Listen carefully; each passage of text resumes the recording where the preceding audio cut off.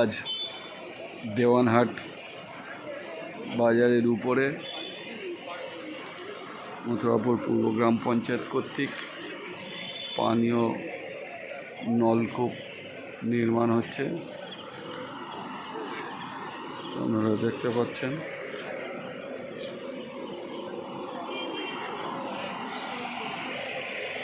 নলকূপ নির্মাণের সম্পূর্ণটাই যন্ত্রচালিত।